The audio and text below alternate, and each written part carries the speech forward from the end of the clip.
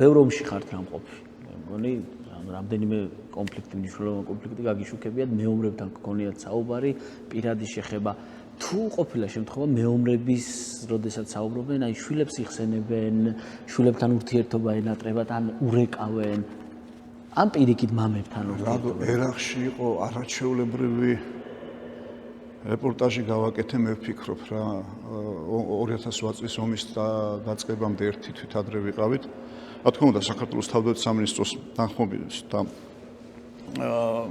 მაშინდელი გენერალური შტაბის უფროსი ზაზა გოგავა იყო მინისტრის მოადგილე ბათუ ქუთელია და იქ ჩავწერე პეტრო იყო ეს ბიჭი რა ზემდეგი იყო და ეს რეპორტაჟი ამით თავდებოდა რა დიდი რეპორტაჟი იყო რადიო რეპორტაჟი ძალიან მენატრება ნოსტალგია მაქვს რადიო რეპორტაჟების რადიო საერთოდ ძალიან კაი საშუალება ინტიმური საშუალება ცა უშუალოდ ერთ ადამიანს ესაუბრები და ამ დროს მთელ აუდიტორიას და იმის ხმით დავამთავრე რა თავის შვილს დაურეკა აქ და ჩავრთე ხო მე არ გაუფრთხილებლად არ ვთავ დიქტაფონს მაგრამ ჩავრთე ეს დიქტაფონი მარანც ვეძახთით მაშინ და შვილს ელაპარაკება და იმან ეთქობა იქიდან კითხა როგორ ახარ როგორ მამაო და არაფერი შვილო როგორ უნდა ვიყო ერთი სიცხე მაწუხებს სიცხე და კიდე თქვენ მენატრებით აი ეს მახსოვს რა სიცხე იყო 55 გრადუსი ნუ მართლა აი გაგხრედდა ესეთი და ამ სიტყვებით დაამთავრე ეს რეპორტაჟი მახსოვს.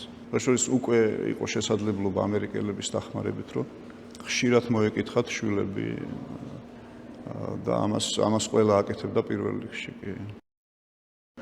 ვიდეოები ვინახავს ძალიან ბევრი დევს სოციალურ ქსელებში ომიდან ან მისიიდან დაბრუნებული ჯარისკაცები რომ მოულოდნელად თავზე დაადგებიან შვილებს. სულ დიდი ხოლმე ვიდეოები. ტირვა რომელია? ხვარხვარაცემლი მოდის ხოლმე სულ.